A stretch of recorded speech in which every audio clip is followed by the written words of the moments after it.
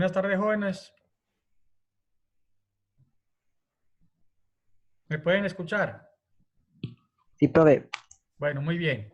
Para que demos inicio entonces a la tutoría.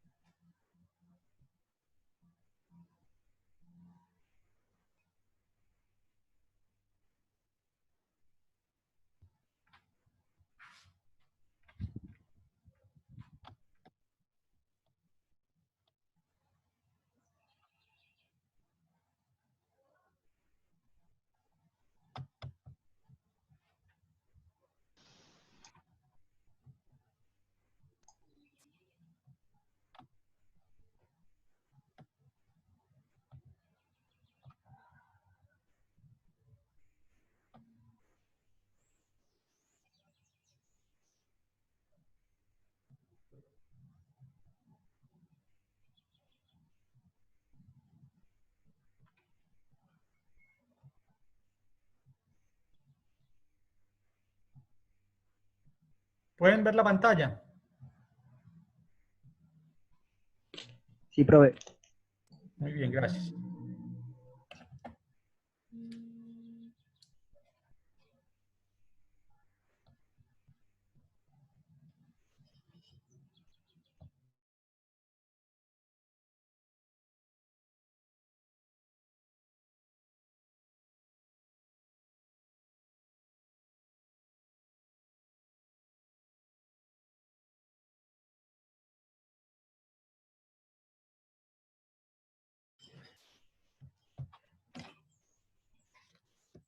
Bueno, buenas tardes para todos. Esperemos que todos estén muy bien. Vamos a dar inicio a lo que es la tutoría de hoy, que tiene que ver con reacciones de oxidorreducción o redos y cómo se utilizan esas reacciones para, digamos, la construcción de las celdas o las pilas. Si hacemos una imaginación de qué es una pila, pues de lo que ya conocemos, las pilas o baterías que utilizamos normalmente en algunos dispositivos electrónicos, ¿cierto? Entonces, todo esto tiene que ver con electroquímica. Entonces, mi nombre es Alexander Santamaría, soy docente del Instituto de Química de la Universidad de Antioquia. Y la idea con estas tutorías es que ustedes tengan digamos, herramientas para la preparación a la Olimpiada de la Química, Olimpiada de Química que se va a realizar pronto. Pues al menos ya hay un derrotero que ustedes pueden consultar en la página de la Olimpiada. Y pueden acceder también ahí en la página de la Olimpiada, para los que no saben, pueden acceder a estos materiales. Ya habrá terminado la configuración. Voy a pedir que silencien un momento sus micrófonos porque el sonido de fondo entonces no nos deja dar la clase. Entonces por el momento voy a silenciarlos a todos para que no se oiga ese ruido y podamos dar la clase tranquilamente. Entonces, como les venía diciendo, en las Olimpiadas de Química o en la página de la Olimpiada pueden acceder a este material que igual va a quedar registrado como video. Entonces, ustedes pueden acceder en cualquier momento, lo pueden compartir también.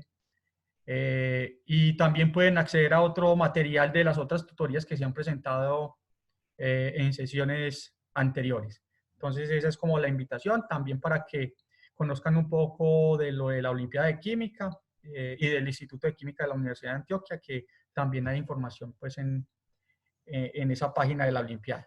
Si quiere, ahorita más adelante les doy, pues simplemente se pueden registrar por Google Olimpiada de Química de la Universidad de Antioquia y es uno de los primeros links que aparece allí y ahí pueden acceder a ese material. Bueno, vamos a empezar entonces con lo que son las reacciones redos, ¿cierto? Las reacciones de oxidorreducción, que también son comúnmente llamadas reacciones redos. Vamos a ver cuáles son los fundamentos, ¿cierto? Los fundamentos importantes que hay que tener en cuenta para cuando estamos hablando de reacciones redos en particular. Entonces, estas reacciones realmente se basan, o digamos que las reacciones redos o de oxidorreducción es una reacción que se basa en la transferencia de electrones, ¿listo? De un reactivo a otro, haciendo que una especie se oxide y la otra se reduzca. Hay que entender en qué es una especie que se oxide y una especie que se reduzca. Una especie que se oxide es aquella que pierde electrones y una especie que se reduce es aquella que los gana, ¿cierto? Formando ese par redos y por eso es que la reacción también se llama así, de esa forma. Entonces, vamos a entrar en el detalle y vamos pues a lo que es práctico. Esta sería una reacción redos. ¿Cómo sabemos que hay una reacción redos? Porque hay cambios en los estados de oxidación de los elementos. Por ejemplo, tenemos aquí el cerio, está con estado de oxidación +4, y aquí va a reaccionar con el hierro, que está en estado de oxidación +2.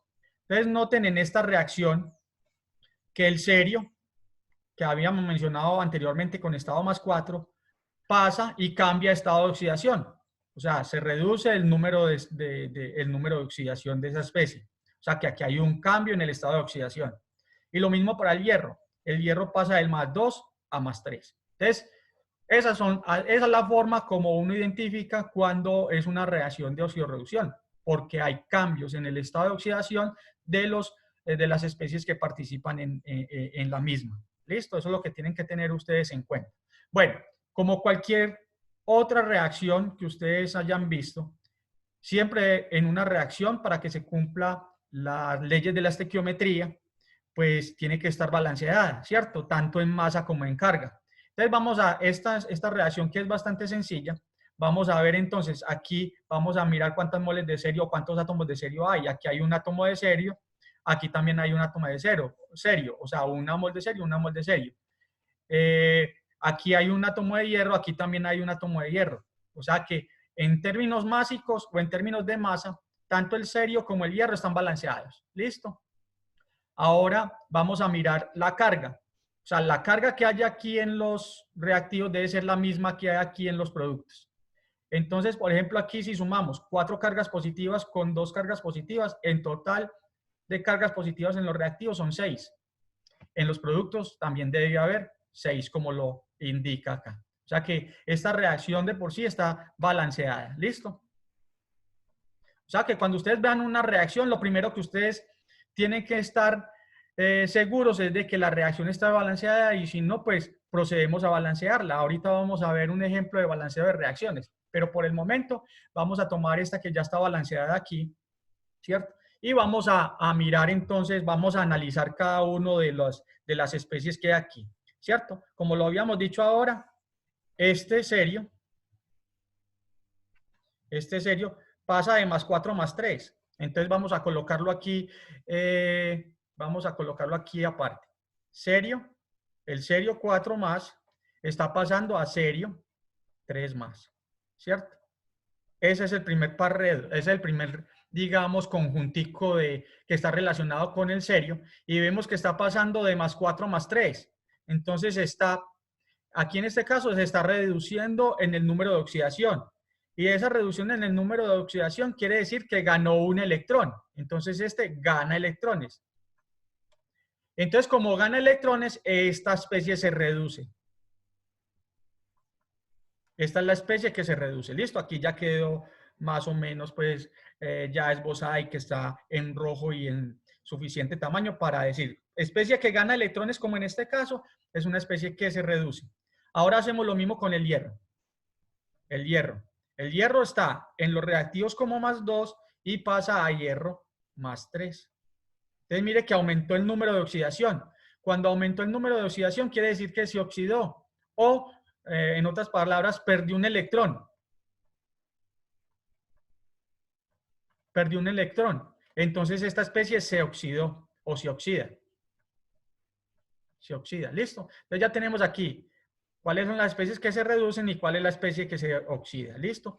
De acuerdo a este diagramita que vimos acá, ¿cierto? Hay otro concepto que es importante que tengamos en cuenta, que también se maneja mucho en la literatura, y es el concepto de agente oxidante o agente reductor. Entonces, el agente oxidante es realmente o corresponde a aquella sustancia que se reduce para provocar la oxidación del otro. Entonces, esta es la sustancia que se reduce. Si esa es la sustancia que se reduce, entonces este viene a ser el agente oxidante. Entonces vuelvo y repito. La sustancia que se reduce es el agente oxidante. ¿Por qué? Porque esta sustancia se tiene que reducir para poder provocar la oxidación de la otra especie. Eso es lo que significa agente oxidante. Entonces, si este es el agente oxidante, este viene a ser el agente reductor. ¿Listo? Entonces, el agente reductor corresponde a la especie que se oxida, porque ella tiene que oxidarse, como ocurre aquí, para provocar la reducción de la otra especie. Eso es lo que significa esas dos cosas. Entonces, tengamos en cuenta eso, y aquí está la definición, digamos, ya en palabras, a lo que corresponde a un agente oxidante y un agente reductor. ¿Listo? Eso es lo que tenemos que tener en cuenta para este primer fundamento.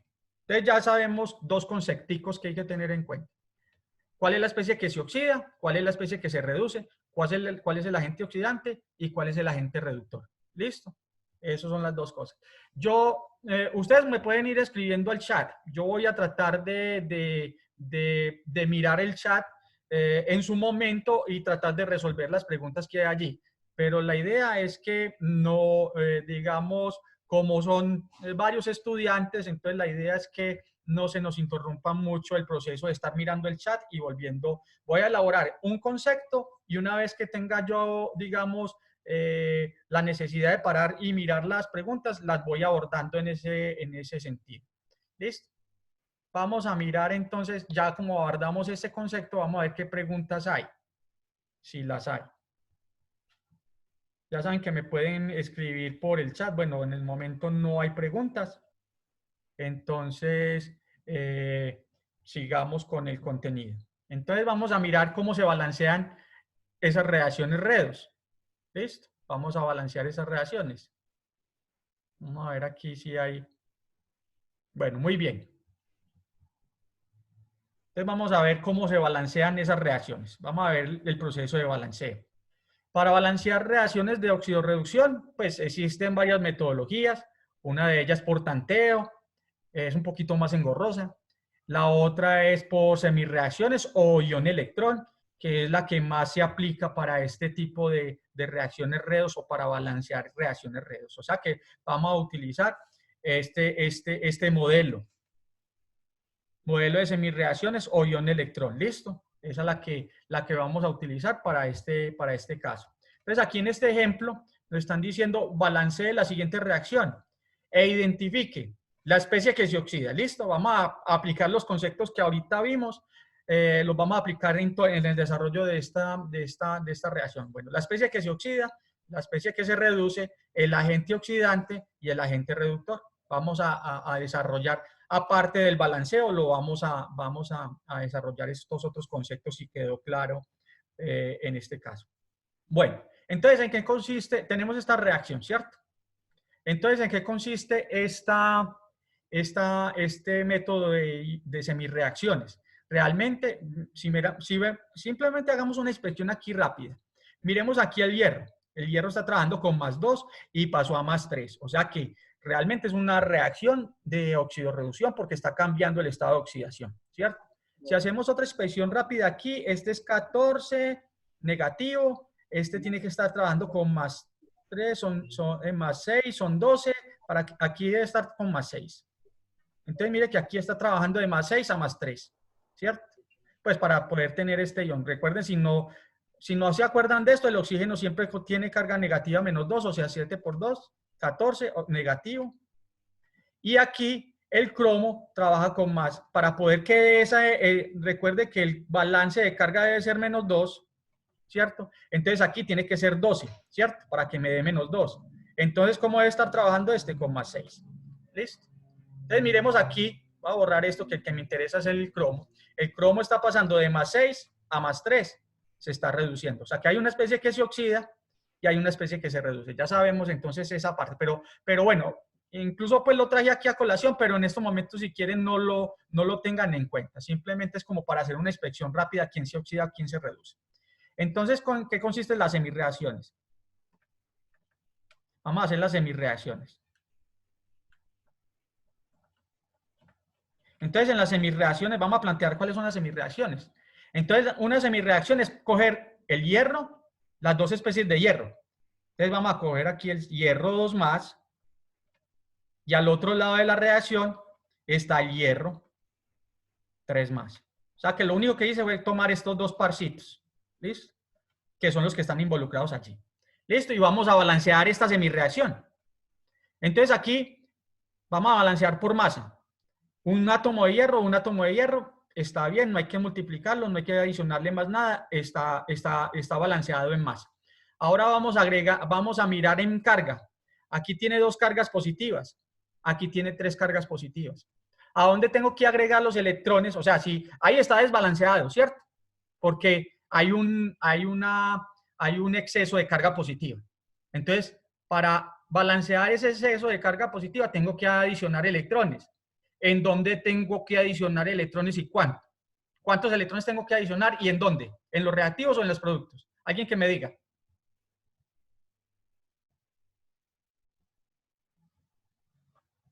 ¿Dónde los podemos adicionar? ¿Dónde adicionamos esos electrones? ¿En los reactivos o en los productos?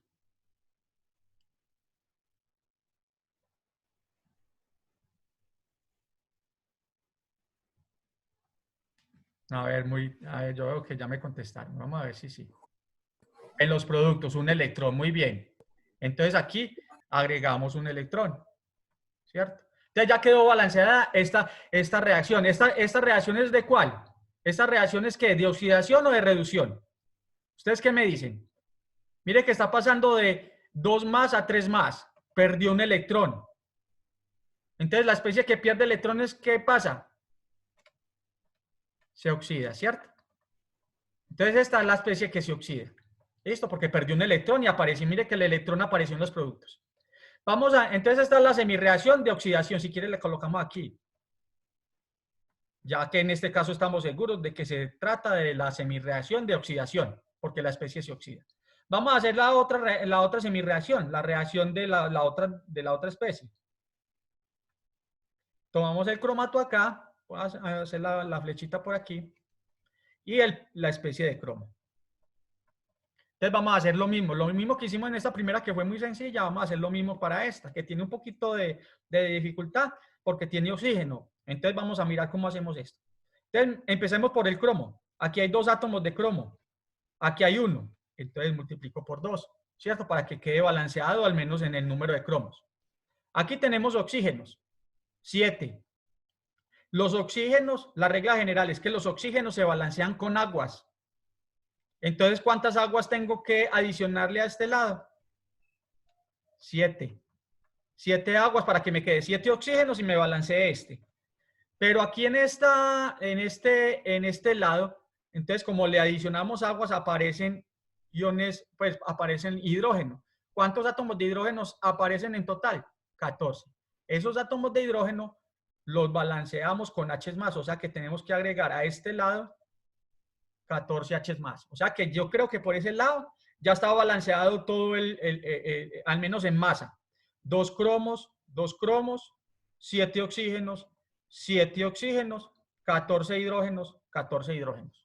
¿Listo? Ese es el balanceo másico. Ahora vamos a balancear las cargas. Aquí hay 14 positivas, menos 2, 12 positivas por este lado. ¿Listo? Hay 12 cargas positivas por este lado. Por este lado hay 6. Si vemos aquí, hay 6 positivas. Entonces está desbalanceado. ¿Dónde agregamos los electrones y cuántos? ¿Quién me dice?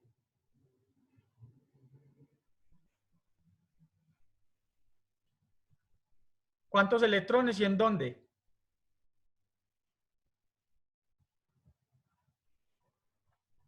6 electrones, muy bien. Agregamos 6 electrones acá. Listo. Porque ya ahí quedarían 12 positivas menos 6, quedarían 6 positivas y 6 positivas en este lado, ya quedaría balanceado. Noten también aquí que, miren dónde aparecen los electrones. Eso quiere decir que el cromo está este dicromato está ganando electrones. O sea que está la especie que se reduce. Listo. Por ahora voy a quitar esto para que simplemente la voy a colocar. Estas son las semirreacciones, semirreacción 1, semirreacción 2. Esta es la de oxidación y esta es la de reducción. Bueno, entonces ya tenemos las primeras preguntas resueltas. ¿Cuál es la especie que se oxida y cuál es la especie que se reduce? Ahora, ¿cuál es el agente oxidante? ¿Cuál es el agente oxidante, muchachos? Para que respondamos esa partecita. El agente oxidante, ¿cuál es? El hierro no es. El hierro se oxida. O sea que ese es el agente reductor. El agente reductor se tiene que oxidar para provocar la reducción del otro. Es correcto. Entonces, si este viene a ser el agente oxidante. O sea, realmente la especie que se reduce es el agente oxidante. O sea, es como su contraparte. ¿Listo? Y este viene a ser el agente reductor. Simplemente váyanse al concepto. El concepto que aquí habíamos dejado claro es que el agente oxidante corresponde a la sustancia que se reduce, porque ella se tiene que reducir para provocar la oxidación de la otra especie. Y el agente reductor es la especie que se oxida, ¿cierto? Para provocar la reducción de la otra. Entonces, agente oxidante, especie que se oxida es el agente reductor.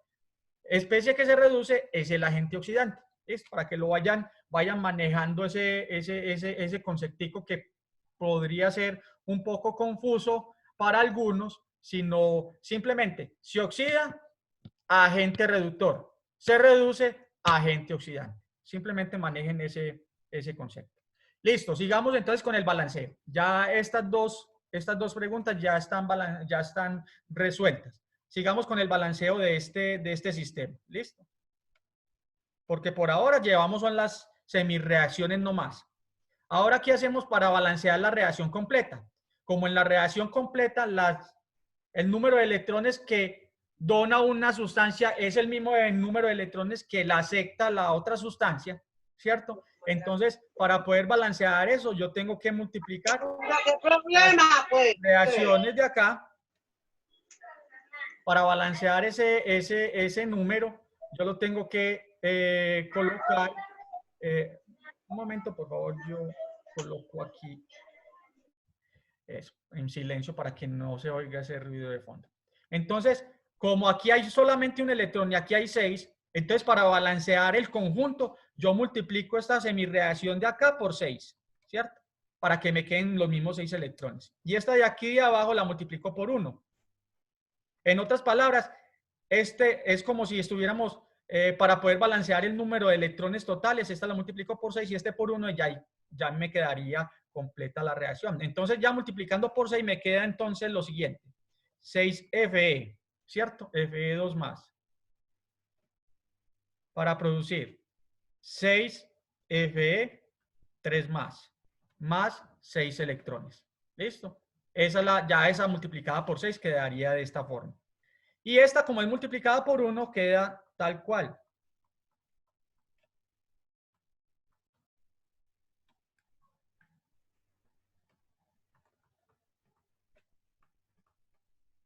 Mire que al hacer esa multiplicación ya el número de electrones es igual en ambos lados de la ecuación, con todas las especies. Listo. Entonces, ¿qué hacemos después? Como ya está balanceado, aquí estos electrones en los productos se cancelan con los 6 electrones de los reactivos, como si estuviéramos haciendo una operación de sumas y restas, ¿cierto? Todo lo que está a un lado lo resto con el del otro lado. Como es lo mismo, se cancelan los electrones porque ya estamos balanceando. Y colocamos aquí 6Fe. Vamos a colocar todos los reactivos juntos. Más Cr2O7, 2 menos, más 14H más. Entonces, ¿qué fue lo que hice? Colocar todos estos reactivos acá. ¿Listo? Ya lo que estamos es sacando la reacción global. Ahí sí sigue el signo de la reacción.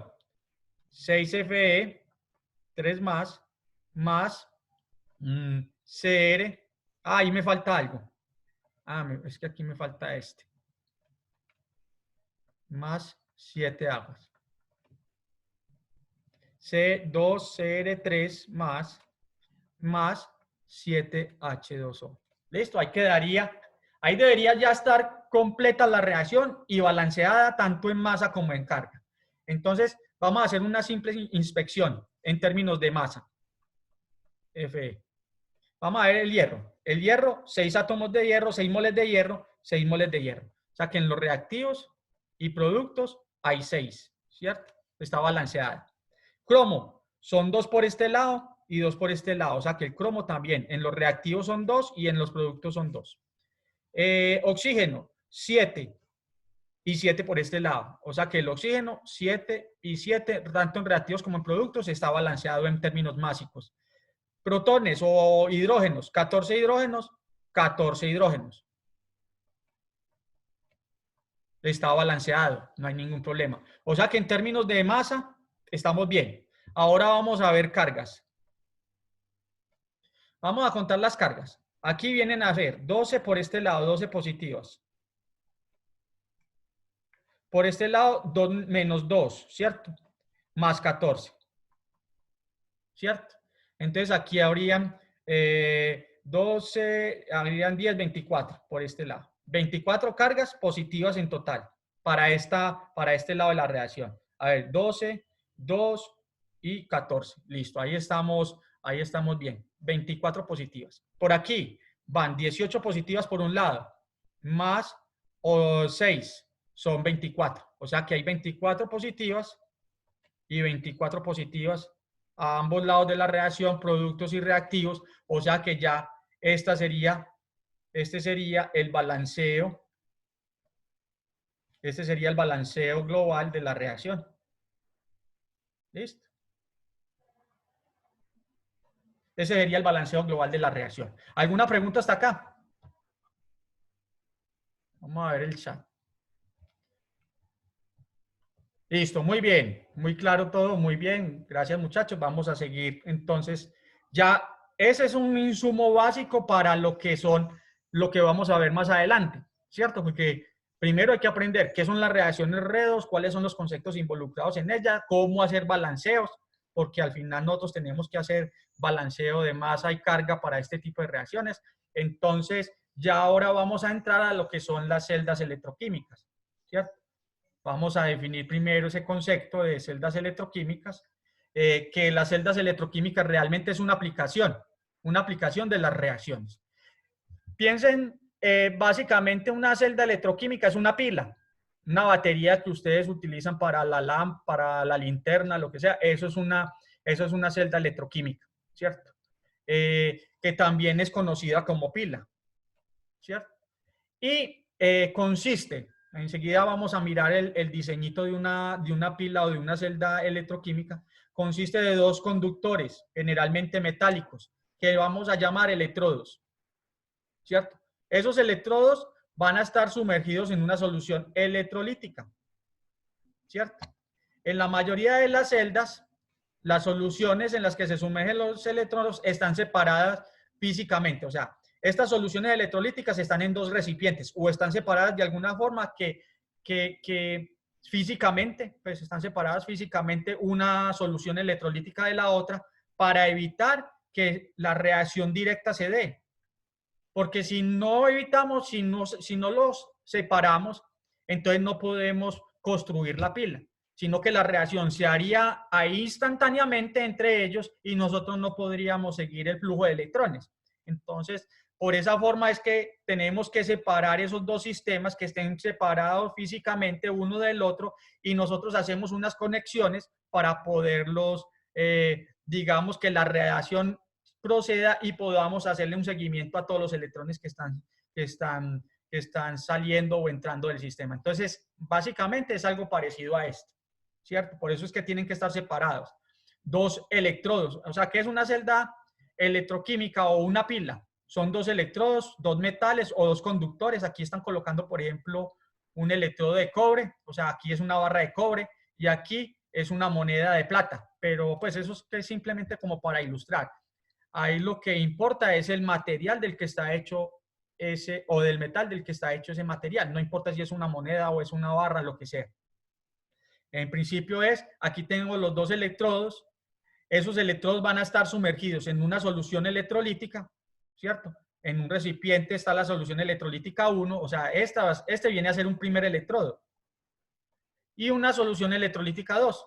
Y mire que todos dos están separados físicamente. O sea que lo que hicieron aquí para separarlo es colocar los dos electrodos en dos recipientes distintos.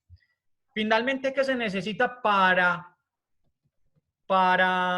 digamos, cerrar el circuito? Se necesita un puente salino o una membrana. O sea, yo también puedo en vez de utilizar un puente salino, puedo usar una membrana también. Ese puente salino es lo único que me permite es balancear, o sea, si este puente salino no existiera, entonces no se podría cerrar el circuito electrónico aquí porque se saturarían en unas cargas por aquí positivas y en otras cargas por acá negativas, entonces ya dejaría de funcionar. Entonces este puente salino lo que hace es equilibrar esa formación o transferencia de carga en el sistema, manteniéndolo de alguna forma balanceado para que el sistema continúe fluyendo indefinidamente, no podemos decir, pero sí por un periodo suficientemente largo como para decir funciona una pila, que es lo que uno está buscando. Bueno, a ver, yo veo aquí qué más hay que... Entonces vamos a mirar aquí este dispositivo. Aquí, este dispositivo, entonces, como les digo yo, vamos a colocar aquí la reacción. Voy a colocar aquí en este extremo la reacción. Voy a escribir una reacción cualquiera. Tenemos aquí el cobre.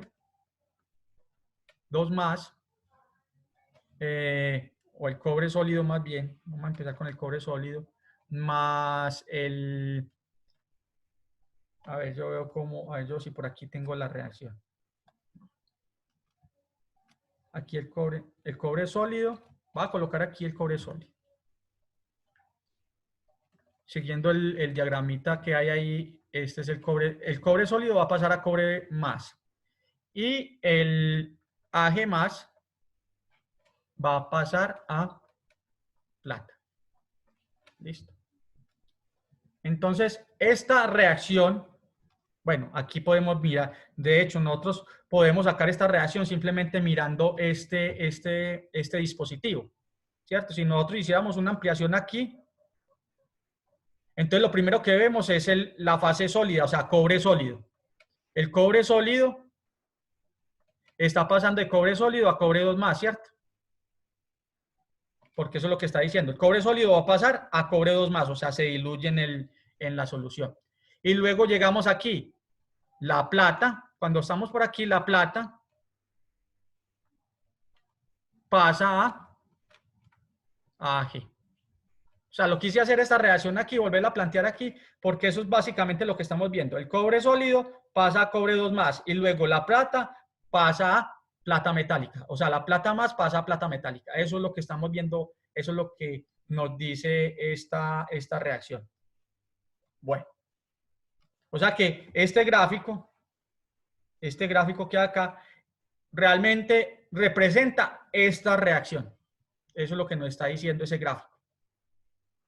¿Listo? Bueno, entonces aquí volvamos a sacar digamos, lo que es importante, lo que ya hemos definido. El cobre pasa de cobre 0 a cobre 2 más.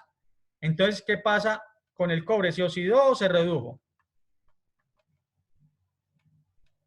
Se oxidó, muy bien, ¿cierto? Se oxidó. ¿Y qué pasa con la plata? La plata está pasando aquí de Ag más a Ag sólido. Disminuyó en el número de oxidación, entonces este se redujo o se reduce. ¿Listo? Entonces ya sabemos. Entonces, ¿qué es lo que hay que tener en cuenta acá? Cuando tenemos esta reacción, en donde está ocurriendo la oxidación, eso lo vamos a llamar ánodo. O sea, cuando ya estamos hablando de electrodo. ¿Cierto? O sea, electrodo es todo este. Este electrodo es lo que vamos a llamar electrodo del ánodo. ¿Por qué lo vamos a llamar el electrodo del ánodo? Porque es donde está ocurriendo la oxidación. Entonces, si ese es el electrodo del ánodo, este viene a ser el electrodo del cátodo. ¿Cierto? Porque es donde ocurre la reducción. Entonces, entonces vamos sacando otras cositas aquí conceptuales. ¿El ánodo qué es? Es donde ocurre la oxidación. ¿Y el cátodo qué es? Es donde ocurre la oxidación, la reducción. ¿Listo? Eso es lo que tenemos que tener en cuenta allí. Bueno, ¿qué otra cosa es importante tener en cuenta en este sistema? A ver, yo veo qué más hay por aquí que pueda, como que sea importante. Bueno, siempre cuando tenemos una celda construida y según los entes pues que regulan la normatividad para que todo el mundo esté hablando el mismo idioma, por convención, siempre se escribe el ánodo a la izquierda. El ánodo es el que aparece primero, siempre está a la izquierda. Y a la derecha está el cátodo. ¿Cierto? Entonces, esa es la convención que nosotros vamos a utilizar siempre. ¿Listo? Siempre por convención, el gráfico lo hacemos. El ánodo a la izquierda y el cátodo a la derecha. Porque esa es la forma como fluyen los electrones. ¿Cierto? De izquierda a derecha. Entonces, siempre van a fluir desde el ánodo hasta el cátodo. Entonces, eso por convención lo vamos siempre a escribir de esa forma. No vamos a colocar el cátodo aquí ni el ánodo aquí, no. Siempre grábense en eso.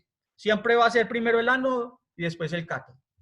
Entonces, vamos a ver que entonces ya tenemos dos formas de representar esa reacción redes. Una es con la reacción. La reacción misma es una forma de representación. Otra forma es con este gráfico. ¿Cierto? Que ya les voy a explicar entonces cómo podemos representar digamos, de acuerdo a esta reacción que nosotros tenemos aquí, construyamos, hagamos una forma gráfica de esta reacción. Vamos a construir una pila basado simplemente en esto que vemos acá. ¿Listo? Basado simplemente en eso. Aquí lo que tenemos que balancear la reacción, está bien, cobre, cobre, zinc y zinc. Hay dos cargas positivas en los reactivos, dos cargas positivas en los productos, está balanceado entonces en todo aspecto, ¿cierto? Entonces vamos a repasar qué es lo que necesitamos para construir una celda. Para construir una celda se necesita 1, 2 electrodos, generalmente metálicos, que puede ser en términos de... ¿Cuáles son los electrodos metálicos aquí en este? Ah, es una barra de cobre, o sea, un sólido de cobre, una barra de cobre o una moneda. Esos son los dos electrodos. Aquí en esta, viendo la reacción, entonces, ¿cuáles serían las especies metálicas? Entonces, mire que las únicas que están como sólido es, podría utilizar una barra de zinc, una barra del zinc, del metal de zinc, y una barra de cobre. Esos serían los dos electrodos. Entonces vamos a colocar aquí 2 electrodos metálicos. Para el caso que estamos viendo, entonces sería una barra de zinc. Lo voy a colocar aquí de una vez sólido. Una barra de zinc y una barra de cobre. Si uno lo fuese a hacer pues en el laboratorio o en la casa, tomaría un clavo de zinc y un alambre de cobre, por ejemplo. Esos serían nuestros electrodos. 2.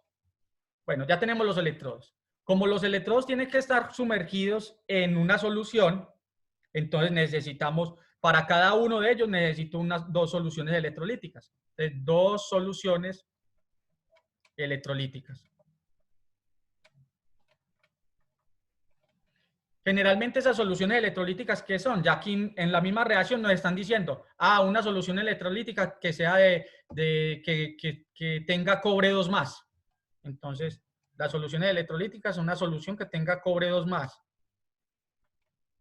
Y la otra sería que tenga zinc 2+. O sea, los precursores de cobre 2+ o de zinc 2+ pueden ser cualquiera, pero lo importante es que tengan esos 2 estados de oxidación. Puede ser sulfato de cobre, que es cobre 2+, puede ser fosfato de cobre, que es 2+ también. Mire que independientemente de cuál, o cloruro de cobre, independientemente de cuál sea el precursor, lo importante es que tenga la especie con estado de oxidación, cobre 2+. Lo mismo ocurre para el zinc. Entonces ya tenemos las 2 soluciones. Y 3, ¿qué nos falta para cerrar el sistema para que no se nos sature? El puente salino o la membrana. Aquí vamos a dibujarlo de esta forma. Nos falta el puente salino. ¿Listo? Entonces, ya teniendo estos 3 pasos, vamos a construir. Vamos a construir la celdita que nos está representando esta reacción. Entonces, ya sabemos que necesitamos 2 recipientes.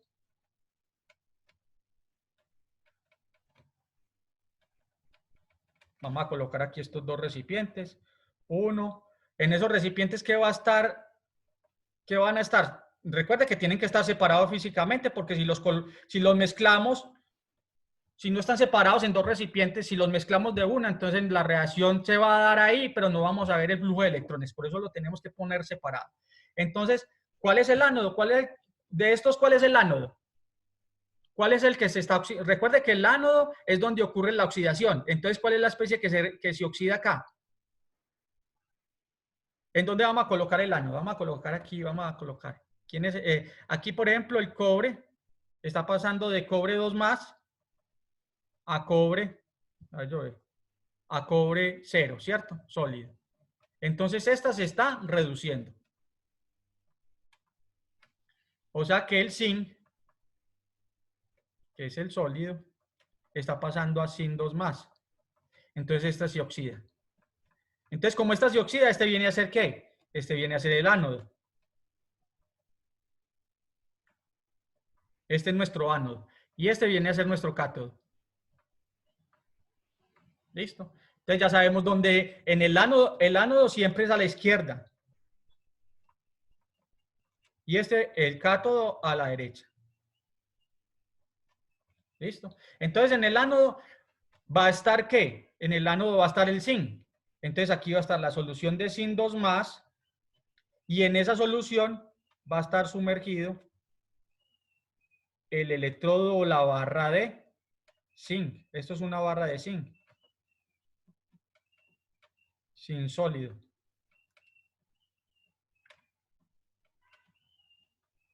¿Listo? Zinc sólido. Listo. Entonces aquí ya como ya sabemos cuál es el ánodo, el cátodo pues ya es por inspección. Entonces aquí vamos a sumergir la barra de cobre. Esta viene a ser la barra de cobre. ¿Cómo cerramos el circuito? Bueno, el circuito pues va a tener un flujo de corriente, algo que podamos medir el voltaje, etcétera, etcétera. Pero ya tenemos entonces los dos electrodos, las dos soluciones electrolíticas, falta el puente salino. El puente salino conecta estos dos sistemas. ¿Listo? Entonces el puente salino generalmente consta de un agar, puede ser de KCl o puede ser de KNO3, lo que sea, una sal fuerte que se disocie. De tal forma que cuando se sature aquí positivamente, entonces el ion negativo va y compensa esa carga. O viceversa, lo que ocurra en uno o en otro lado. Si no existiera este puente salino, se saturarían de cargas en ambos lados y ya la pila dejaría de funcionar. Por eso necesitamos este puente salino. Entonces, mire, esta es la forma de representar esta reacción que acabamos de ver aquí y esta es nuestra pila. ¿Listo? Bueno, aquí nos dice también que represente también, hay otra forma de representarlo, más sencillo para no hacer este dibujo. Representación de barras. Esa es otra forma de representar este sistema. ¿Cómo vamos a hacer la representación de barras? Simplemente siempre nos vamos a parar de izquierda a derecha. Nos vamos a ver, para el sistema de barras nos vamos a parar en este sentido. Entonces empezamos por aquí. Si nosotros agrandáramos esto y lo viéramos desde esta perspectiva, ¿cierto? Lo que vemos aquí es que, lo primero que vemos es que el zinc sólido. Entonces vamos a colocar diagrama de barras. Lo primero que vemos aquí, cuando hacemos esta perspectiva y lo ampliamos, lo primero que vemos aquí es el cobre. Entonces vamos a colocar, perdón, el cobre no, el zinc. Zinc sólido. Eso es lo primero que vemos. ¿Listo? Después de que pasamos, ya aquí va a haber una interfase, que es la interfase entre el sólido y el líquido. Entonces, para colocar esa interfase simplemente hacemos una barrita. Por eso se llama diagrama de barras. Esta es la interfase entre el sólido y el líquido. Entonces, después de que ya pasamos esa interfase, lo que vamos a ver a continuación es la solución.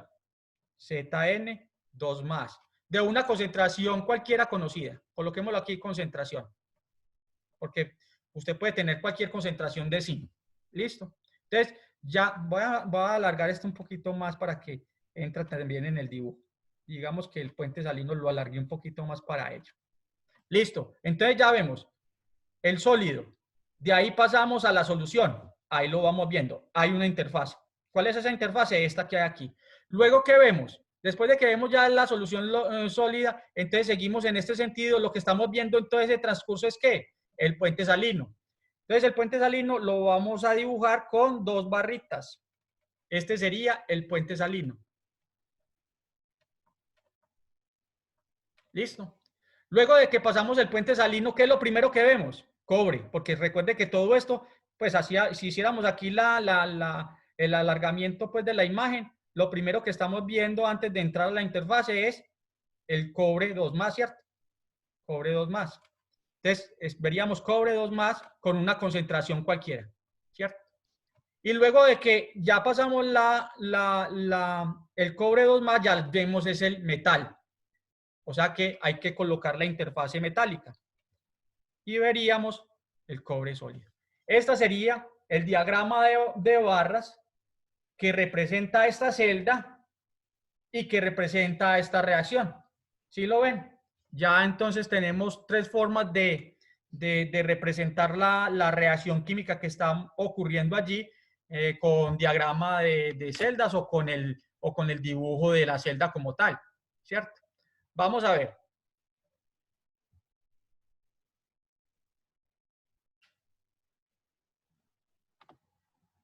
Bueno, aquí me están diciendo que qué es una solución electrolítica. La solución electrolítica, recuerde, simplemente una solución electrolítica es aquella que genera iones. Por ejemplo, va a colocar simplemente el sodio para que lo entiendan. El sodio, cuando ustedes lo tienen en solución acuosa, va a dar iones, Na más Cl menos. Toda sustancia que sea capaz de generar iones, pues no necesariamente tiene que ser de sodio y cloro, de cualquier otra, sino que genera sodio, que genera iones positivos y negativos, eso es lo que se llama sustancia electrolítica. ¿Listo? Entonces aquí una sustancia electrolítica, por ejemplo, si tenemos el zinc, si el precursor fuera este, cloruro de zinc, entonces en solución acuosa el cloruro de zinc sería zinc 2 más 2Cl menos, ¿cierto?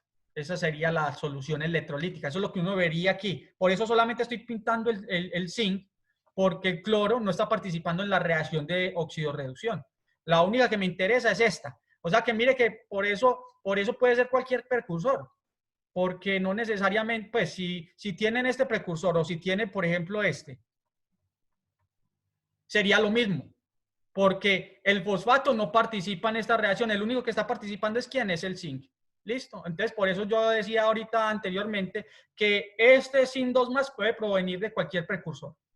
Lo que me interesa es que sea zinc 2 más. Eso es lo que es importante allí. Bueno, esperamos que quede claro en ese aspecto. ¿Listo? Vamos a seguir aquí con el desarrollo de este tema.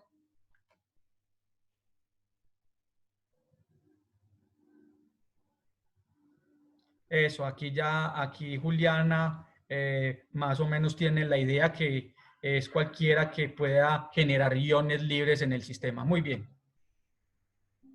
Bueno, entonces sigamos aquí.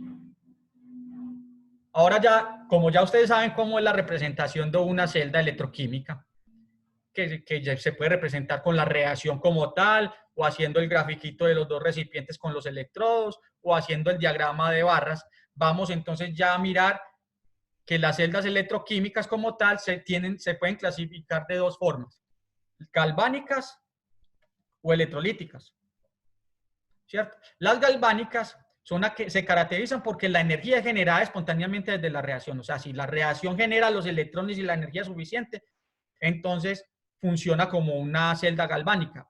Un ejemplo de celda galvánica, las baterías que tenemos en las linternas. Las baterías de los carros, ¿cierto? Que cuando nosotros cerramos el circuito, entonces la batería va generando la energía, o sea, la batería no, la reacción que ocurre dentro de la batería va generando la energía para ser utilizada para el movimiento mecánico, eléctrico, lo que sea del automotor, ¿cierto? Esas son celdas galvánicas. Y las celdas electrolíticas, que es el otro tipo de celdas, se caracterizan porque la energía, o sea, la reacción no es capaz de generar esa energía. Entonces, para que la reacción se dé, nosotros desde una fuente externa tenemos que suministrarle energía para que esa reacción se pueda llevar a cabo. ¿En dónde se utilizan este tipo de celdas electrolíticas? Bueno, ustedes han visto en los carros, en los rines son cromados, ¿cierto? Pero generalmente los carros o el rin, para que nos centremos allí, el rin como tal es metálico, pues puede ser de hierro, pero para poderle que quede así brillante, bien bonito, entonces lo mandan a cromar. ¿Cómo hacen ese proceso de cromado? Lo hacen a través de una celda electrolítica. Entonces sumergen el rin, que va a ser uno de los electrodos, en una solución que contenga cromo. Y desde una fuente externa le suministran energía a la reacción, ¿cierto? Puede ser desde una corriente eléctrica, un toma, lo que sea, le suministran energía, entonces la reacción procede y el cromo que está en solución se va y se pega en el rin y ya da esa apariencia de cromado. Entonces mire que en la primera la reacción genera la energía y en la segunda la fuente externa es la que se encarga de dar la energía para que la reacción proceda. ¿Listo? ¿Cómo se determina que una celda es electrolítica o galvánica? Pues una forma es medir el potencial de la celda. Esa es la forma de determinar si la celda, en otras palabras, ¿qué sería la celda? La celda sería todo este conjunto. ¿Listo? La celda sería todo este conjunto, toda esta pila. Y esa energía o ese potencial de celda lo vamos a calcular como la diferencia entre el cátodo, o sea, el potencial del cátodo menos el potencial del ánodo. Entonces, para determinar, digamos, si es galvánica o no, primero tenemos que calcular el potencial de la celda. Y el potencial de la celda la calculamos con esta ecuación, que es muy sencillita, ¿cierto? Entonces, el potencial del cátodo menos el potencial del ánodo, ¿cierto? Entonces, tenemos ¿qué es lo que tenemos que hallar? ¿Cuál es el potencial aquí, en este sistema, o en este electrodo? ¿Cuál es el potencial en este electrodo? ¿Y cuál es el potencial en este electrodo? Y la diferencia entre este menos este me da el potencial de todo el sistema. Eso es lo que nos dice esta ecuación que estamos viendo acá. Ahora, si ese potencial de celda, este que estamos calculando acá, tenemos este y este, digamos que los conocemos. Si ese potencial de celda es positivo, entonces la celda es galvánica. Es decir, que la reacción es espontánea. ¿Cierto? Reacciones espontáneas, o sea, la misma reacción provoca la energía suficiente para que la pila funcione. Si este potencial de celda que estamos analizando aquí, haciendo este cálculo, nos da negativo, entonces la celda es electrolítica. La reacción no es espontánea, entonces tenemos que suministrarle energía al sistema para que la reacción se dé. Entonces vamos a hacer un ejemplo. Vamos a empezar a reconocer estas celditas, ¿listo? Vamos a empezar a reconocer estas celditas y esta es notación de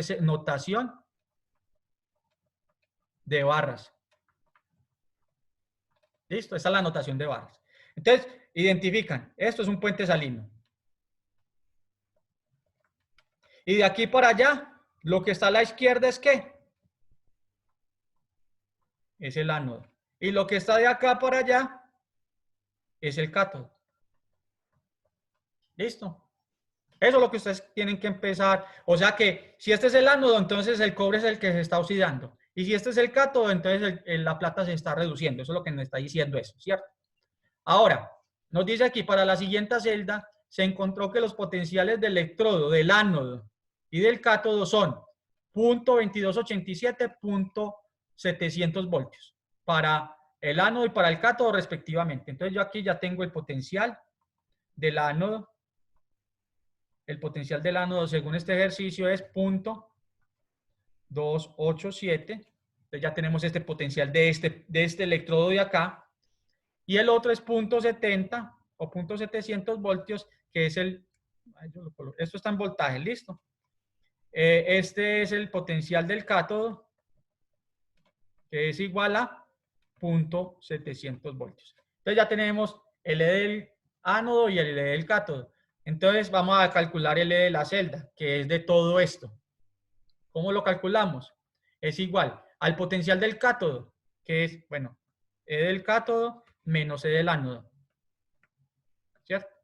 Entonces esto va a ser igual. El E del cátodo, 0.700. Menos el E del ánodo, 0.287. Eso nos da 0.413 voltios. ¿Qué signo tiene? Positivo. ¿Qué conclusión sacamos de acá? Galvánica. ¿Cierto? Porque si es positivo, es una celda galvánica. La reacción es espontánea. Esa es la conclusión que sacamos de este sistema. Bueno. Entonces, pero no, nos podemos preguntar, listo, está bien. Ya es muy sencillo calcular esta parte, porque si conocemos este potencial de cada uno de estos electrodos, pues simplemente hacemos la diferencia entre los dos y obtenemos el de la celda. Pero ¿de dónde provienen estos valores? ¿Cómo los calculo? ¿Cierto? ¿De dónde provinieron? ¿Cierto? ¿Cómo se sacaron esos valores? Bueno, esos valores se sacan, o esos cálculos de potenciales de electrodo, recuerde que estamos hablando de electrodo, potenciales de electrodo, este es el electrodo del ánodo, y este es el electrodo del cátodo. Entonces, ¿cómo calculo el potencial de este electrodo del ánodo o el electrodo del cátodo? Entonces, aquí aparecen cálculos de potenciales de electrodo. Para hacer esos cálculos utilizamos la ecuación de Nernst. ¿Cuál es esa ecuación de Nernst? Es esta ecuación que hay aquí, que es una ecuación general. Esa ecuación de ese potencial de electrodo va a ser igual a este E super 0, lo vamos a llamar potencial estándar. Esto está en tablas. De hecho, aquí al final tengo una tablita. Eso es una constante que depende de la sustancia. Estos son los potenciales estándar de electrodo. Todos estos que hay aquí dependiendo del elemento. Entonces, ¿a qué va a ser el potencial de electrodo? Al potencial estándar menos esta ecuación, 0.0592 logaritmo de la constante de equilibrio sobre n.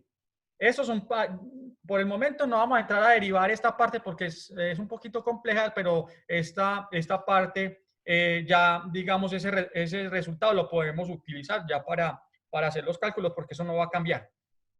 Lo único que tenemos que tener en cuenta es que el E sub 0 es el potencial estándar de electrodo que está reportado en tablas y n es el número de electrones. ¿Listo? Eso es lo que tienen que tener en cuenta. Entonces, vamos a calcular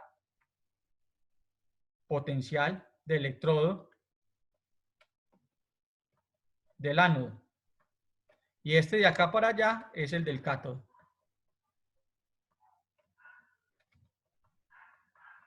¿Listo? Entonces vamos a empezar primero con el electrodo del ánodo.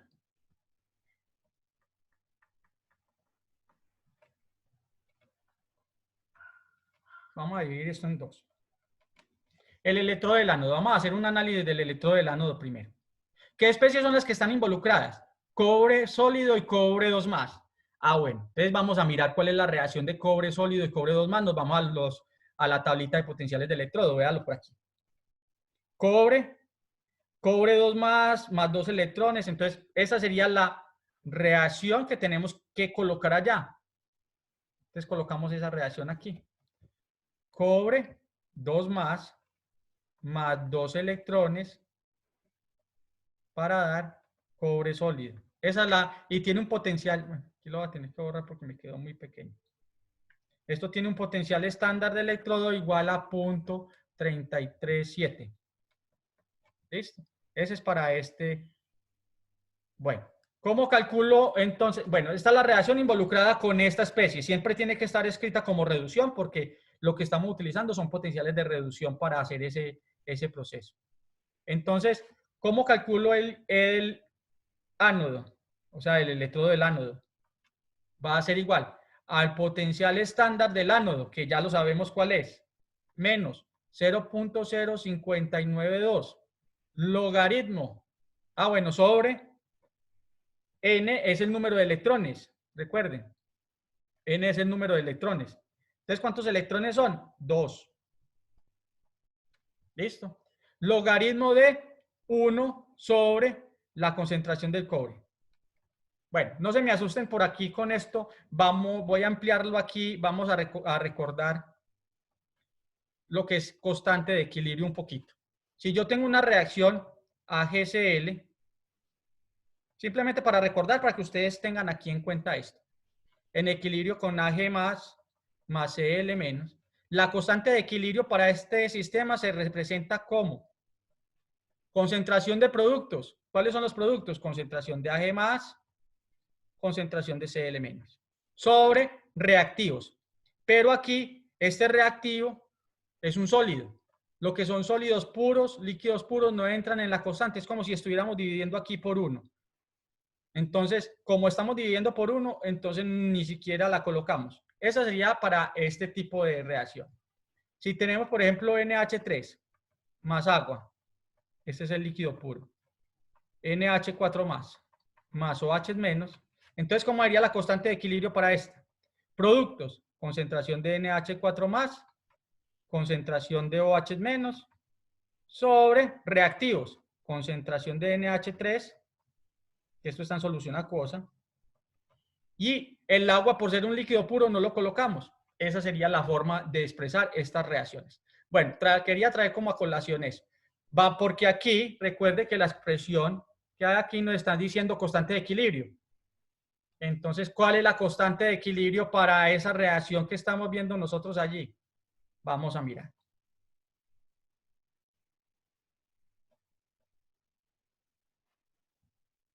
Entonces, si esta es la reacción, la constante de equilibrio para esa reacción va a ser igual. Sólido puro, producto, 1. Ahí sí lo hay que colocarlo porque en producto no hay nada, 1. Dividido, reactivos, cobre 2 más. O sea que para este sistema en particular, la constante de equilibrio es esto. Listo. Desde ahí es donde sale esta notación. Ya tenemos todo. Tenemos este potencial. Nos están dando la concentración del cobre. O sea que esto es 0.337 menos 0.0592 sobre 2 logaritmo de 1 sobre 0.02. Al hacer esto, les debe dar un valor de 0.287 voltios, que es el insumo con el que empezamos este ejercicio, ¿cierto? Nos debe dar eso. Bueno, como ya se nos acabó el tiempo, les voy a dejar que ustedes hagan el electrodo del cátodo. Se hace lo mismo. ¿Cuáles son las especies involucradas? AG más y AG sólido.